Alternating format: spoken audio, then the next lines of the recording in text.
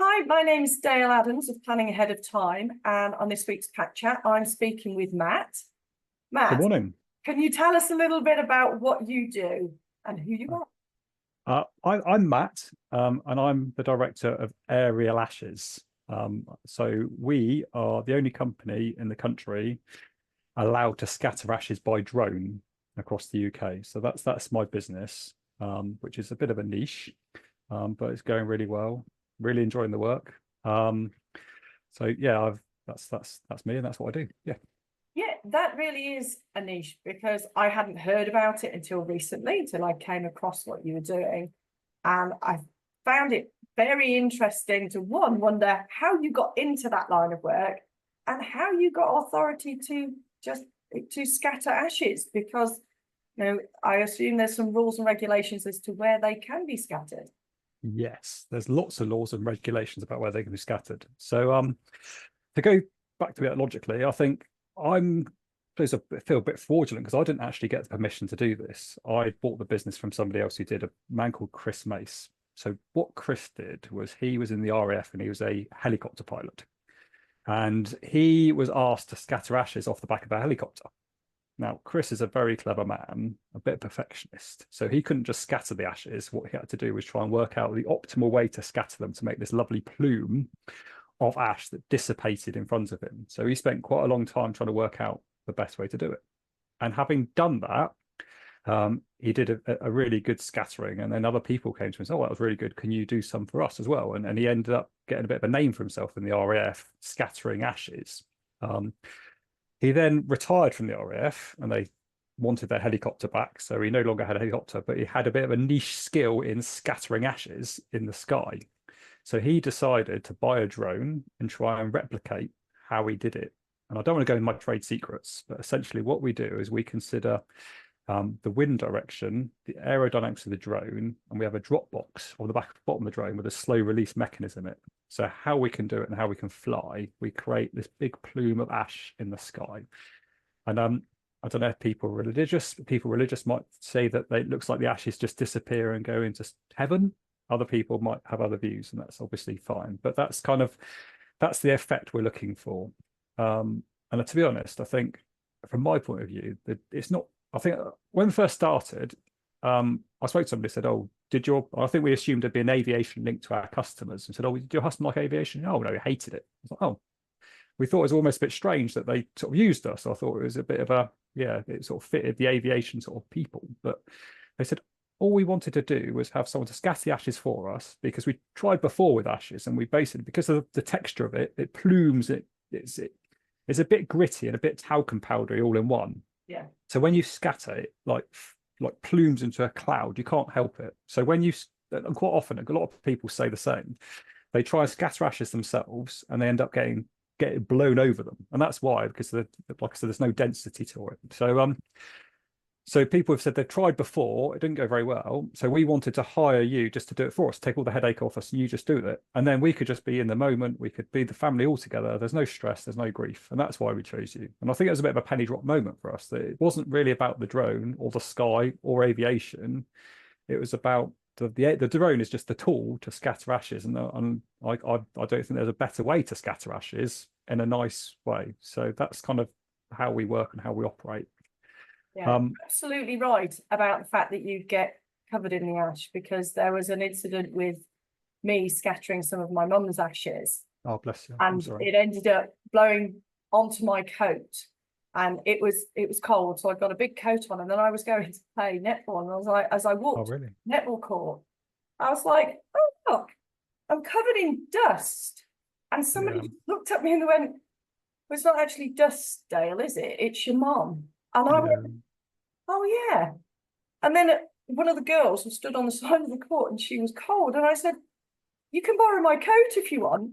And I said, it'd be like getting a hug from my mum at the same time, because Oh, she bless you. had just, Yeah. yet, for me, I was like, it was quite moving to then realise that obviously, of course, it was actually my mum's ashes on me. But not everybody is going to be like that about it. No. It can feel obviously uncomfortable for some people, and so I understand that they may want a different way to do it. Because Yeah. you video this as well, is that right? Yeah, that's right. So we can, it's an optional extra. Some people want it, some people don't. I think people are quite clear. It's quite interesting. People go yes or no. They're quite decisive about it. But some people want the memory. They want a video. They want it to be a celebration of life. And that's a big thing of what we do and how we, or what we like to position ourselves is a celebration of life, which so some people want the video and they go, that's the final goodbye. And some people are absolutely not interested. Some people don't come. Some people they just want their loved ones to be scattered. I think quite often, I think it probably fits quite nicely with what you do, is they put in their will, say, I want to be scattered in the Lake District. And they go, can we courier the ashes to you, and I take them and look after them, and I scatter them on their behalf, and that's they're in their final resting place. So some people do want the video, some people don't. I think when someone dies, it's quite often it's really sad. It's quite often they don't know what they want to do with the ashes. I think you have like the funeral, then you get given a box of ashes, and people don't really prepare for that, and then they go, oh, now what?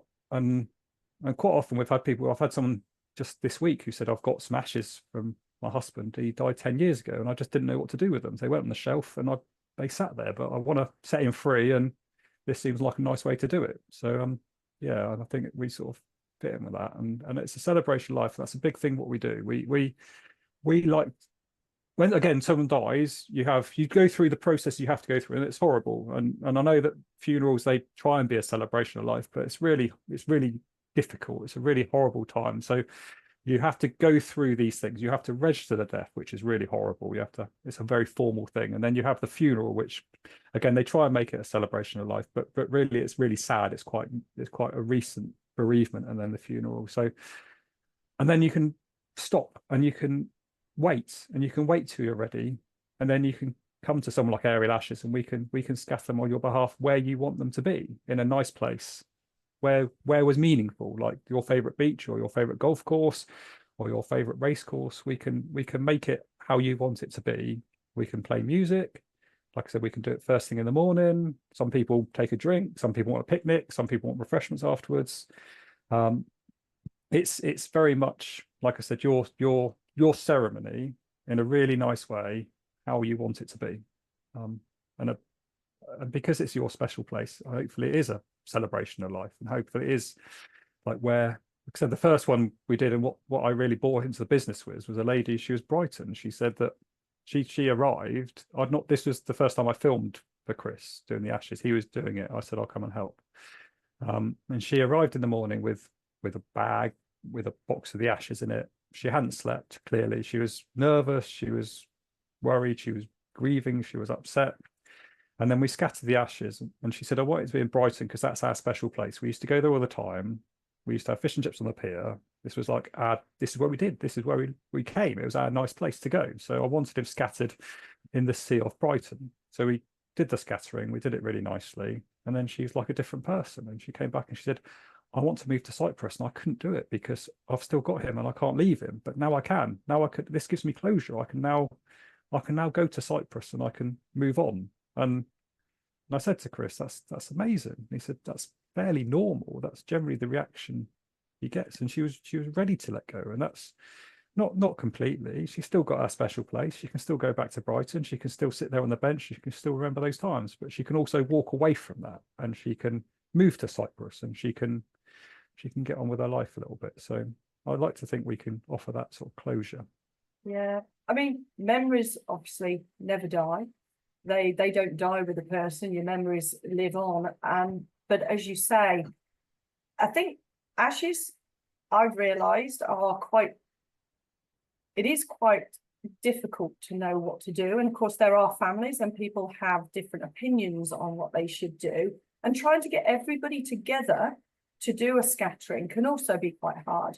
My mum, it was the anniversary of my mum's death yesterday, and we actually scattered the final, I was going to say the final pieces of ashes, but it's not that, but her final ashes. So we've done ours in parts for various reasons. It's been our family reasons, and that's what we've done. But I know there are people that are waiting, if you like, to try and get everyone together at the right time in the right place, and that can be very difficult. Also for traveling, if people want them, like you say, out to sea or over a particular hill or mountain or coastline or anything, it can be quite difficult to get everybody in one place to do it. Whereas what you're saying, from my understanding, is that you can actually take them, the family don't necessarily need to be there, and you can film that so that the family could even see that their loved one had been scattered over a particular coast or over sort of a sea area, or even over mountains or anything, because you can do that with drones, and it's something that the family can then still sort of see and know was done, that they actually gifted the person what they wanted, even if they can't physically all be there at the same time. Absolutely. And yeah, yeah, scattering in the sea is a really good example, because not everyone, you could get a boat, but some people get sick on a boat, and some people don't want to get the risk of covered the plume of ash like we talked about. But some people, like I said, you don't want a mature widow having to go on a boat out to sea. They don't want to do that. So the whole family can be on the beach and watch from there together in a nice way. And it's very accessible. So we can find somewhere that, like I said, that they can stand and they can be together. And like, sometimes we work with some hotels where they can literally sit there having a cup of tea while we do it. It's like we can offer them what they want. So it's very, it's very accessible. And I think you make a really good point. We can, quite often people come to us with some ash. They want to do other things with some of it, and then they have some remaining ash, and they're not quite sure what to do with that. So sometimes, we just scatter a small amount. That's fine, of course, as well. So yeah, we can make it very personal, and how people want it to be. Yeah, I love your comment about setting someone free, because that is my view. You know, that I didn't want my mum to be contained for a long period of time. I wouldn't want to be in a container for a long period of time. And I think it sounds beautiful. I know that you've got some pictures that we're going to put up at the end of this chat when it goes up online, but you're also on the news. Yes, I was on the news. Yes. So yeah, it escalates quite quickly. So we did a scattering of sandbanks, and the picture came out really nicely, of a sandbanks picture with the drone, and I put that on Facebook with the permission of the family, and then Facebook commented, it went a bit mad on Facebook, a bit viral, and then the local news picked up on it, and they said, can you have a little chat? So we had a little chat, and then the Daily Mail then got hold of the story. I was like, this is amazing, brilliant. And then I had an email one evening saying, can you come on BBC Breakfast tomorrow? So I was like, oh, yes, I can. So so I ended up being interviewed on BBC Breakfast, which was a very strange experience. You basically look at a black screen, and you can hear the studio in the background and people talking, and then suddenly they go, and we're talking to Matt Young of Aerial Ashes, and they go, yes, hello, right, yeah, and then you're live on the TV, and then you have a little chat, and they go, well, thank you very much, and then literally that was it, and you get cut off, and it's finished, and it's like I said, I was a bit like rabbit headlights, looking up, going, oh, I think that's it, I've been on the telly. So it's my first time of being on national TV, which was an interesting experience, but yeah, really good. Yeah, I'm now doubly honoured that you've come on to chat with me, because I think this was all booked in before that all happened, I believe. But it's doubly honoured that you still kept this commitment, you know, now that you're suddenly becoming a little bit more famous with it. Oh, of course, no, please, I'm not famous at all, no, absolutely not. Although I did have one person that I knew say, did I see you on the telly this morning? I was like, yes, you did, thank you. But so far, only one, and he pretty much knows me anyway. So I'm definitely not famous.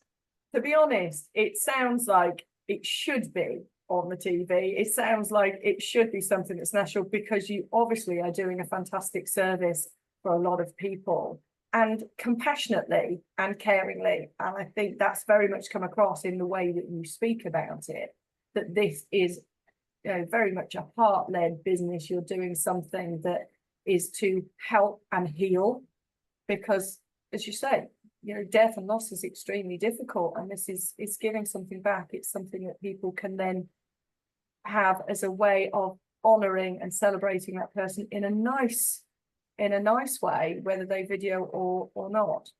Yeah, and it's really, really powerful. And we're on Trustpilot, we're on Google, we've got Google reviews, and our reviews, I'm so proud of them. I quite often I literally just read them, because our customers, I think, say Beth and I could, and they talk about the closure it gives them. They talk about the ceremony. They talk about the no stress for them at all. They talk about it feels spiritual when they're released, and it's a really difficult time, and it's really nice to be able to help people, and it's really nice to actually, and I genuinely feel like I make a difference to people. I really do, and that's lovely. And I think you made the point earlier that about getting people all together. It's really, really difficult. We did I don't know if they'll thank me for saying it or not. We did a scattering a little while ago. It was a very short notice, and they said we want them scattered in Scotland, by St Andrews, and it was a very specific place. This is weather up there was a bit difficult anyway, and essentially the family were 4 consultants in the NH, or from 3 from the NHS, and one of them worked in Europe as well. So we had 4 very busy people with very busy calendars trying to coordinate and the weather and get to Scotland to scatter the ashes. And like I said, I ended up working bank holiday, and it was all by a military base as well, of course. So you needed special permission to do it, and you needed Police Scotland permission. Like, it was literally a day's work trying to get the permission on a bank holiday to actually get everything in place to be able to do it. And then the weather cancelled it, and then I said we all managed to work our diaries out a little bit to get it done the next day. And I think they were over the moon that we achieved that. But yeah, we try and be as flexible as we can. Sometimes it's impossible. We have limits where we can't fly because it wouldn't be safe, and we can't ever breach that. We couldn't. We wouldn't take risks. Safety is paramount. But whenever physically possible, we would always try and meet the requirements of people, because we know how important it is to them. Well, that certainly sounds like an above and beyond service that you're offering there, Matt, which is fantastic. It's what people want and need, isn't it?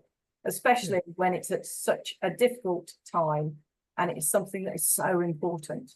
Yeah, it's really, really important to people. And I think that's, like, we sort of talk about the stories about getting covered with ash. There's so many people come to us, and some of them, like, some people laugh and think it's almost a bit amusing, but some people really don't. And I spoke to someone who, they tried to scatter their dad in the sea, and they ended up on a paddleboard, and she said she was trying to paddle against the waves with her dad in an urn between her knees, and she said, well, I'm not getting knocked off while the family were watching. She said it was horrendous. Like, and I think we try and take all the stress away from people, and we try and, like I said, we make it I think nice. And it's, like I said, I'm really proud of what we do.